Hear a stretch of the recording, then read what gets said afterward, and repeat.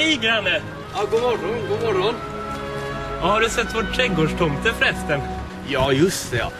Jag sålde den, det är ju så himla dyrt med bensin nu för tiden. Ja, det är det ja, det är dyrt.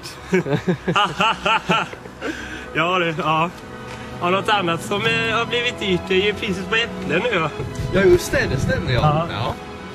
Det var ju synd att jag skulle råka såga ner ett gamla äppelträd där 150-åriga som er farfars far hade planterat ja. Ja, det var ju verkligen synd. Det är sånt som händer. Ja, precis. Ja, precis. Ja.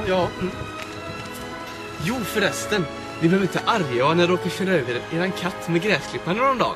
Nej. Det gör ingenting.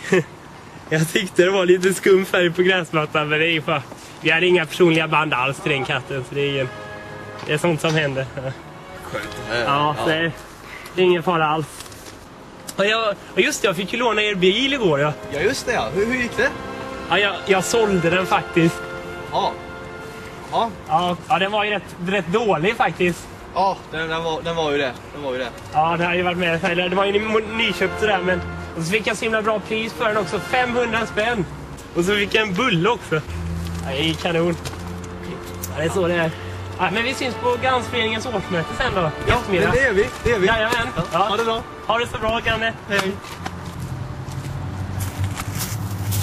Oj, låt mig ta den. Nej! Du går inte på min garageuppfart! Och vad händer om jag gör det då?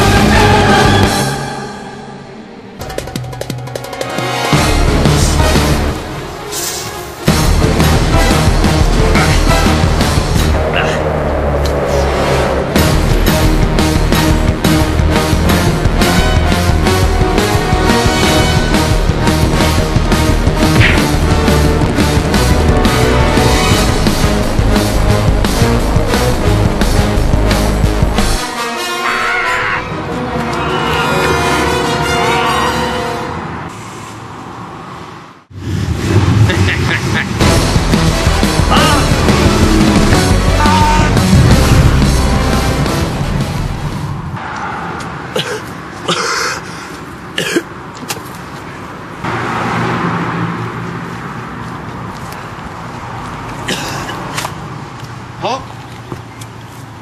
Tack för idag. Tack för idag, Ganne. Samma tid imorgon. Samma tid imorgon.